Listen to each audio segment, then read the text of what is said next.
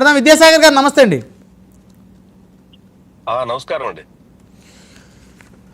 ఆలయ ఘటన నిజంగా బాధాకరం. విద్యాసాగర్ గారు భగవంతుని దర్శించుకోవడం కోసం వచ్చినటువంటి భక్తులు ఈ విధంగా మృత్యువాత పడటం అనేది చాలా దురదృష్టకరమైన సంఘటన. ఇలాంటి సంఘటనలు భవిష్యత్తులో జరగకుండా ఉండాలని ఆ భగవంతుడు మనస్ఫూర్తిగా కోరుకుందాం ముందు. అయితే ఈ జరిగిన ఈ దుర్ఘటన ఏదైతే ఉందో ఇది నిర్లక్ష్యంగా చూద్దామా, ప్రభుత్వ వైఫల్యంగా చూద్దామా, లేకపోతే ఆ గోడ కట్టినటువంటి ఆ కాంట్రాక్టర్ ఎవరైతే ఉన్నారో అతన్ని నిర్లక్ష్యంగా చూద్దామా, లేకపోతే నాణ్యత లోపంగా చూద్దామా, లేకపోతే దురదృష్టంగా చూద్దామా సార్?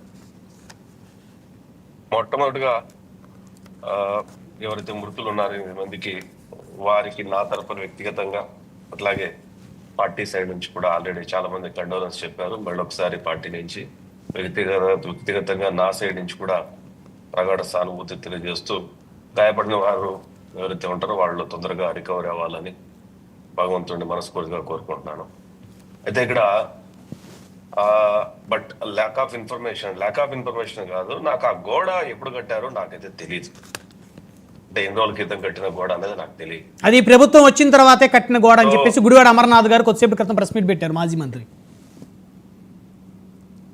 ఓకే, నాకైతే తెలియదు అది. అంటే లేటెస్ట్ గా కట్టిన గోడ అయితే మాత్రం ఖచ్చితంగా ఆ కాంట్రాక్టర్ మీద చర్య తీసుకోవాల్సిందే, అతని మీద కేసు పెట్టాల్సిందే, బొక్కలు వేయాల్సిందే. దాంట్లో మళ్ళీ రెండో ఆలోచన కూడా అవసరం లేదు. అది పాత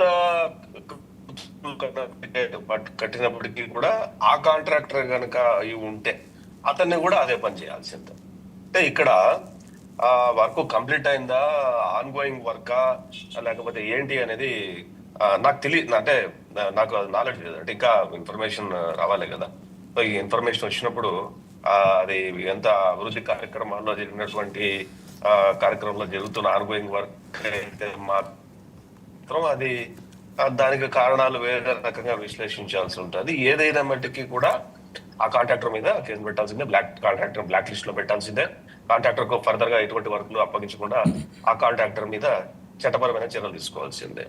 ఈ శవాల మీద పేలాలు ఏరుకునే రకాలైనటువంటి రాజకీయ నాయకులు ఎవరైతే ఉన్నారో వైసీపీలో, వీళ్లకు శవాలతో